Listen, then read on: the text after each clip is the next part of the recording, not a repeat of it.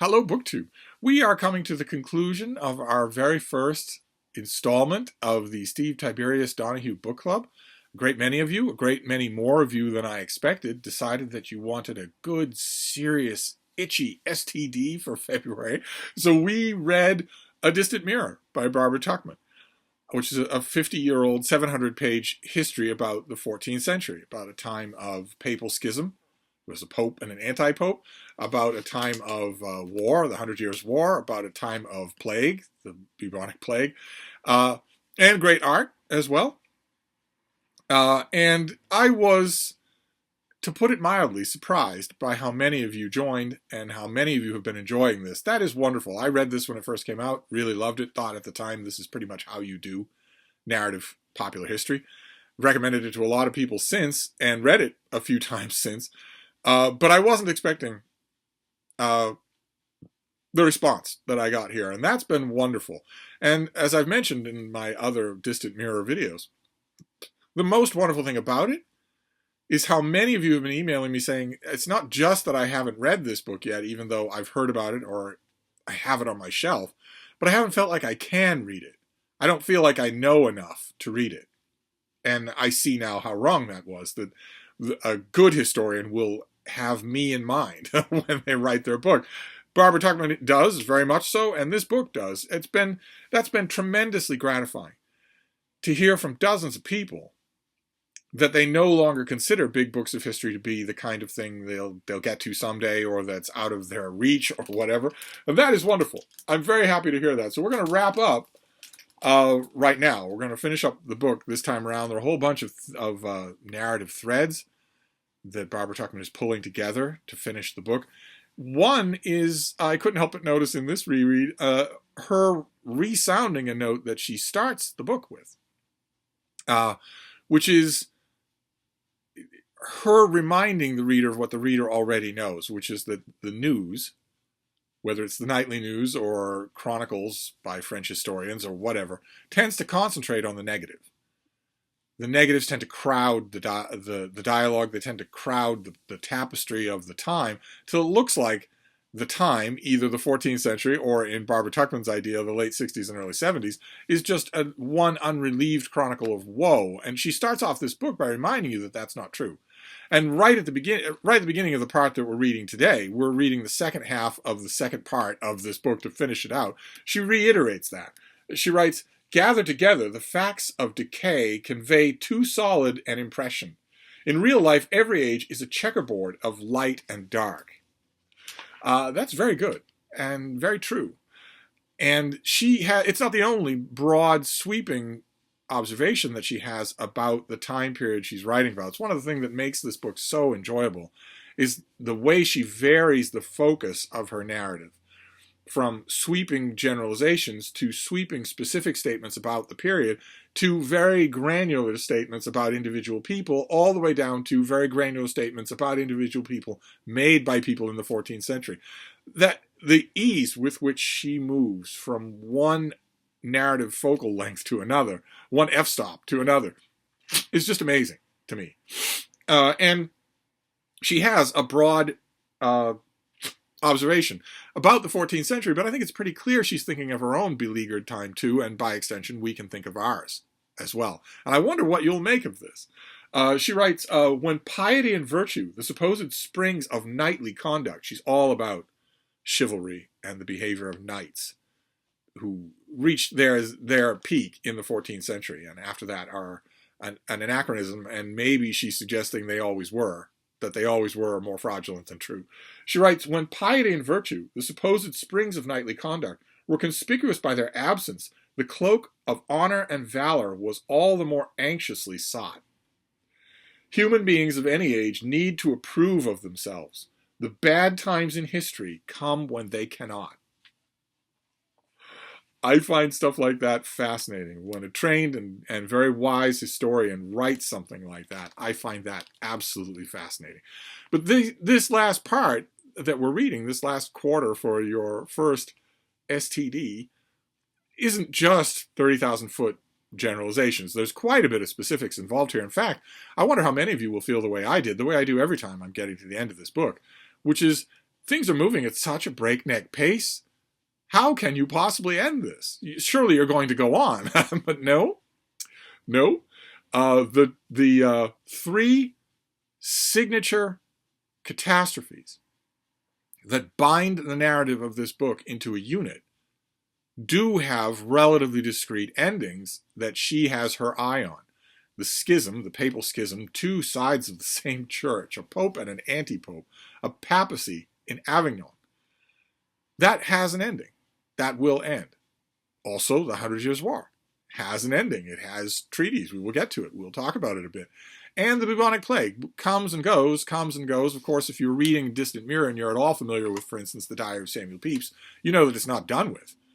But that horror of this unknown pestilence that seems to be killing the whole world, that initial psychological and social horror does recede. It becomes part of the landscape. It becomes almost endemic. Those things have semi-discrete narrative ending points. So you know that's coming. But while you're looking at that broader sort of wide view tapestry of this time period, we also get specifics, because this is an author who loves to include all kinds of specifics. Great quotes, great little character vignettes, great little well-chosen anecdotes from the annals or the lays or whatever that she knows so well, that are meant to make a sort of a sardonic counterpoint to what's going on. They really contribute to making this narrative readable. They really, really do. And we get one of those. We get plenty of those in this final part. But one of them that I noted is about Pierre of Luxembourg, who's a very young person who is made into a bishop. He's made into a cardinal, the boy cardinal.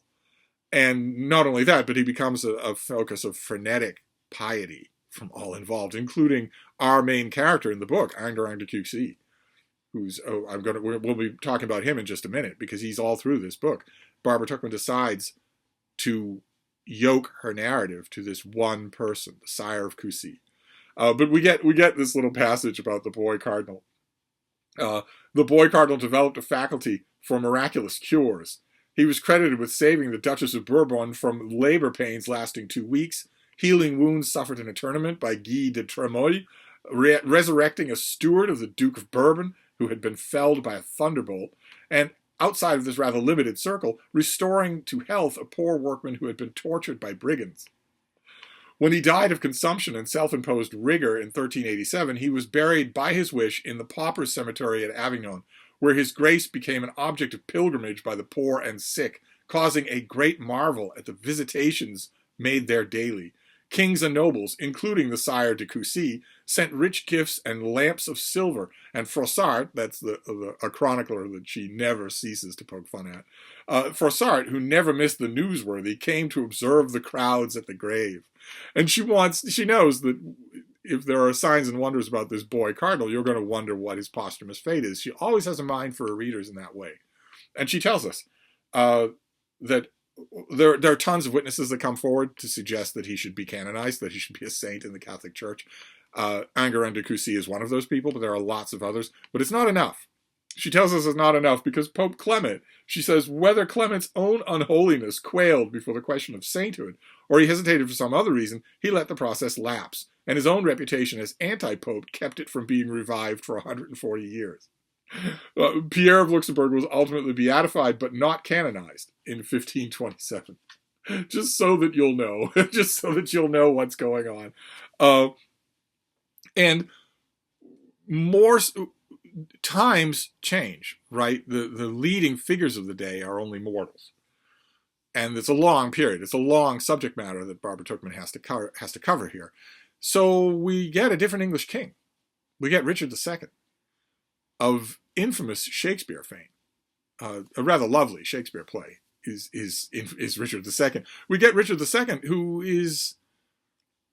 She's not liked by Barbara Tuckman. Barbara Tuckman keeps a rather clean, sharp, cynical eye on all the powerful people in her story. And she's not always against them. She's always watching for their failures, but she's not always against them. She doesn't seem to like Richard. Not many people do. Not many historians or biographers tend to like him. She mentions Another of those 30,000-foot observations. She says, kingship, which can corrupt or improve, seems to have had a generally one-sided effect in the 14th century. Only Charles V gained wisdom from responsibility. Richard was moody, profligate, despotic, emotional, and temperamentally, if not physically, aggressive. When his wife, Anne of Bohemia, sister of good King Wenceslas, died in 1394, he indulged the passion of his grief by ordering the royal manor at Sheen to be destroyed because she had died there. At her funeral, believing himself insulted by the behavior of the Earl of Arundel, who was one of the Lords Appellant, so he could easily have been insulted. The Lords Appellant, as we've learned in this chapter, this section of the book, had no love for King Richard at all. The king seized a staff and struck him to the ground. So we get a change of characters like that. Kings in France, the kings of the lords of various regions of France, the King of England, they all change. And through it all is Enguerrand de Coucy himself. And I mentioned in our first meeting of the Steve Tiberius Donoghue Book Club that I often question Tuckman's narrative decision to hinge the story on him personally. I often read this book and think, well, but that isn't necessary. You're underestimating your own narrative ability. You're making all of this fascinating anyway. If you did that in order, as a sop to readers who might find all this overwhelming, maybe they need one person to follow it through, you needn't have done that. And every time I do that, I'm always reminded that this is not an amateur historian that we're talking about, and that in addition to wanting to make this less intimidating to general interest readers, she probably did literally think that Coucy was an emblem of his time. And so I've always had a tiny amount of flexibility on that subject, and this read-along, this book club, has really strengthened that, because when I mentioned that subject, a lot of you emailed me and said, no, I see what you're saying, and I'm perfectly enraptured by the huge chunks of the book don't have anything to do with Enguerrand de Coucy, but nevertheless, I have to disagree. He's really important. I'm really enjoying this more because of him, because he actually does put a face on the time. And that has been great. That has been my favorite part of the Steve Tiberius Donoghue Book Club, has been that interaction. We're at the end of our first book club meeting, and I still don't know how to do a book club on BookTube. But I've at least had that, and that has been wonderful. Absolutely wonderful. And it's made me rethink. So I was paying extra attention this time around, rereading this part of the second half of part 2, whenever Barbara Tuckman is talking about Coucy, and he is deeply involved in the events of this period. He goes to war, he accepts all sorts of high-profile positions, he loses battles, he is taken prisoner. Through it all, some notes are struck over and over again that are rather touching. It seems, to me anyway, that he is genuinely fond of his English wife. I don't know if that's Barbara Tuckman cherry-picking the available historical records. I certainly have not crawled through the annals the way she has. But the picture she paints is of someone who may have been opportunistic or a climber or even a brute, according to the nature of his day, but he did seem genuinely to love his wife. That note is sounded over and over again. But more than that, especially towards the end here, when we know and Barbara Tuckman knows that she is approaching the end of his life, more than that, we get the sense that she not only thinks he is a living emblem of a lot of the key points of his time, from the Papal Schism to the Black Death to most especially war, but also that she admires him. But that's the reason she chose him, because of all the different figures. There were other figures she could have chosen who fit all those bills, but of all those figures, she liked him the most. And we get that as a sort of send-off to him once he dies. He dies in February of 1397. And we get this little encomium here. A whole man in a fractured time. That's how she refers to him. A whole man in a fractured time. He was the least compromised of his class and kind by brutality, venality, and reckless indulgence. His fellows have been well described by one biographer as, quote, in turn refined and barbaric, generous and bloody, knavish and chivalrous, above mankind in their courage and love of glory, beneath mankind in their hates, their furious follies, their duplicity, and savage cruelty. And according to her, he wasn't like that. Coucy was distinct from most in being apparently immune from those furious follies. He saw his role steadily, accepted every responsibility but the constableship, remained sagacious in judgment, cool, incapable in performance, In that steadiness, sagacity, and competence, and in commanding the respect and trust of all associates, he had many of the qualities of George Washington. Short of leadership. This is a fascinating, of course I rolled my eyes at the mention of Washington, but she follows it up right away with a great insight, the type that she does all the time. That he had all those qualities except leadership. And the reason he didn't have leadership is because of the time, not the man. He had many of the qualities of George Washington, short of leadership, which needs a cause to call it forth. And your instinct right away is to think, well, surely Coucy had his choice of a half a dozen causes, but no, you see right away her point. That is wonderfully done. He had many of the qualities of George Washington, short of leadership, which needs a cause to call it forth. If there have been mute, inglorious Miltons in rural villages, presumably there have been unrealized Washingtons born in unpropitious times. That is marvelous. Absolutely marvelous. And Coucy's death really does start to ring down the curtain on this whole story.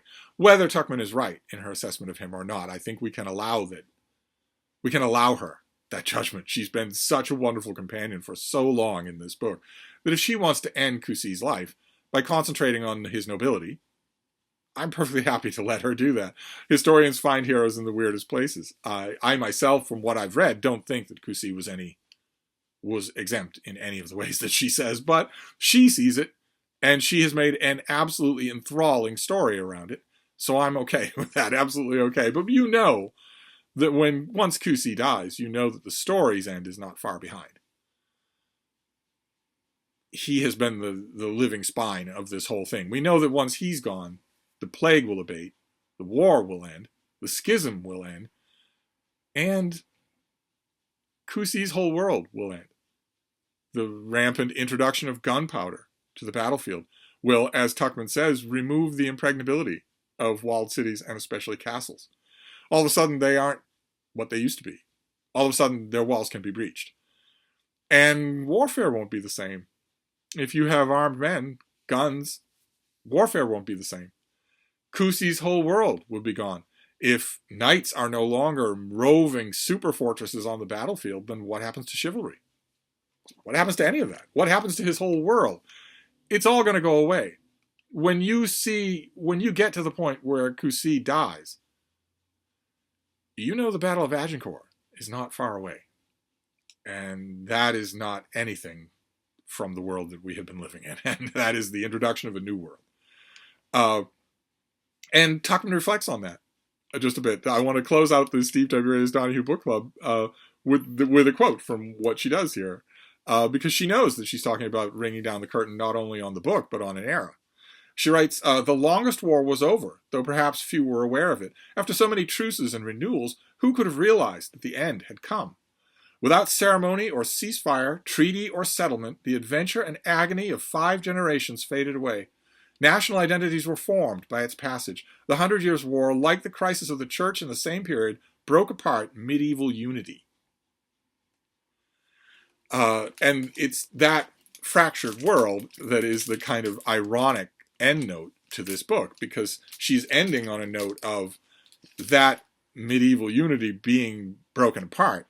But she still wants to stress that that does not mean the end of the world. That does not mean complete dystopia. She wants to remind us that we often concentrate on the negative, and that we shouldn't. That happiness breaks through even in the darkest times. And that is a distant mirror. I'm so glad that a lot of you have decided to try this and decided to pull this book down off your shelf where it had been for years and maybe really enjoy it. That has, like I said, that has been the single most satisfying thing for me here, is how many people have read this and enjoyed it who not only hadn't read it before, but hadn't thought they could read it before. That is wonderful. Absolutely wonderful. Like I mentioned, I don't yet know how to do a book club as opposed to just a really intense, really communal read-along. Maybe that's all this is, and I'm just styling it as a book club. I've seen a lot of the options. I've talked to a lot of you about the options, a dedicated Voxer group, especially a dedicated Discord. And the more I look at them, the more they seem like horrible, horrible alternatives. Like I would be creating something that would require 20 hours a day of attention from me.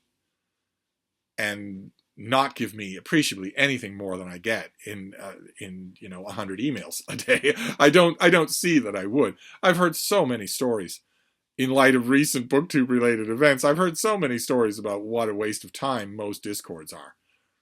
How the host sets it up and makes all sorts of promises about being present and then isn't present, and then the people wander off, and then you've just got this dead Discord sitting there. Or a lot of people wander off, and a lot of wrong elements, bots, and also living, breathing, flesh and blood jerks move in instead. And it would all be a Discord or a Voxer like that. It would all be under my name. There's no conscientious way that I could ignore it. That doesn't seem possible to me either. And we all know what a Steve stream would become. I might make a Steve stream and launch one saying that I wanted to concentrate on whatever book we were reading that month, but you know as well as I do it wouldn't happen. It would go off track right away, and I'd be as happy as anybody else about that. And, goodbye to the original plan. So for now, for next month, I think I'm just going to continue the way I'm doing. Most of you seem to be satisfied with the Steve Tiberius Donoghue Book Club. Most of you have an STD you don't want cured. So we are going to move on next month to that book right up there, Wolf Hall by Hilary Mantel. So we're going to break it up into quarters, read roughly 1/4 of the book for next weekend. And next Sunday we will start off with Wolf Hall. So I will wrap this up for now. This ends A Distant Mirror for our book club. I want to thank all of you. I really do. I know I've hit that note a couple of times in this whole series, but this has been tremendous. Just tremendous fun. I don't know whether it's a book club or just a read along or whatever, but I've enjoyed the heck out of it. So we are going to keep going. We are definitely going to keep going. I'm not saying that this will rule out other actual read alongs, but this book club feels different, and that's good. It feels exactly like that. So I'm gonna wrap this up for now. I would love to know, those of you who are wrapping up this book, maybe you've been keeping pace all this time this month. I'd love to know what you're thinking as you finish. I'm hoping that the huge majority of you, 95% of you, thought this was a terrific read to start the year. I'm really hoping that stays true for the whole of the Steve Tiberius Donoghue Book Club. We shall see. But I'm gonna wrap this up for now. Thank you all, and I will be back. Thank you, BookTube.